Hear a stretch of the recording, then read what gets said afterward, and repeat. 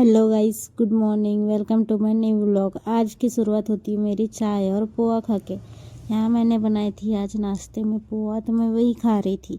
पोहा खाने के बाद में मैं काम वाम करके हो गई थी रेडी, क्योंकि मेरे को जाना था आज तिरोड़ा। तिरोड़ा जाना था क्योंकि मैं वहाँ रहती थी, तो मेरा था वहाँ पे सामान रखा हुआ बहुत दिनों से, तो वही सामान लाने के लिए आज मैं उन्नति के साथ में जा रही थी तिरोड़ा। तो अभी चलो चलती है तिरोड़ा, आ जाते हैं। आज मैं कुछ इंटरेस्टिंग करने वाली हूँ, आप देखिए। आज हम दोनों जाने वाले तो लिफ्ट से है अभी, तो यहाँ हमको लिफ्ट मिल गई थी। मतलब इसका भाई आया था हमको लेने के लिए, तो इसने हमको जयस्तंभ तक के छोड़ के दिया। हम जयस्तंभ तक के तो इसके भाई के साथ में गए। उसके बाद में हम लोगों का सफ़र शुरू हुआ। यहाँ पे हम लोग पहुँचे जयस्तंभ।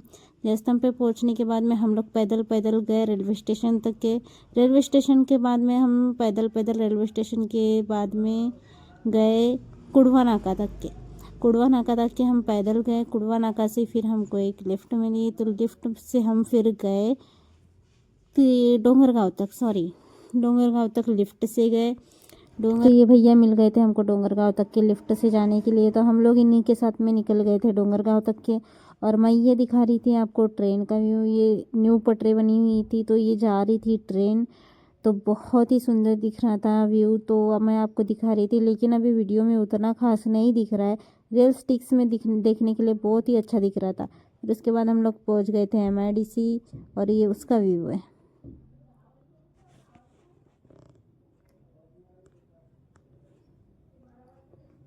फिर उसके बाद में हम लोग पहुंच गए थे काचेवानी।